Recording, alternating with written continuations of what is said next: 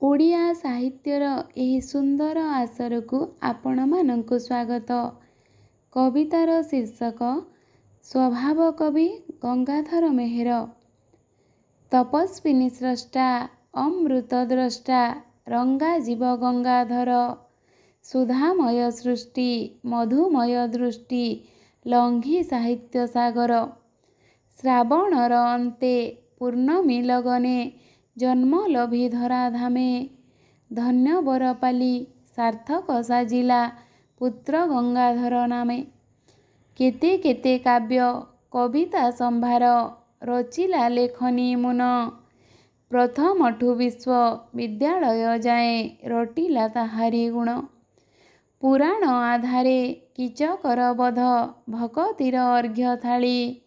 କୃଷକଠୁ ନେତା କୁଜି ପ୍ରଶାସନ ନ ପଡ଼ିଲେ କେହି ବଳି। ସରସ୍ୱତୀ ମା'ଙ୍କ ସାରସ୍ୱତ ପୁତ୍ର ଅମରତ୍ୱ ଲାଭ କରି। ସାହିତ୍ୟ ଜଗତ ସାଜିବ ଭକତ ଥିବ ହେ ତୁମକୁ ସ୍ମରି। ସରସ୍ୱତୀ ମା'ଙ୍କ ସାରସ୍ୱତ ପୁତ୍ର ଅମରତ୍ୱ ଲାଭ କରି।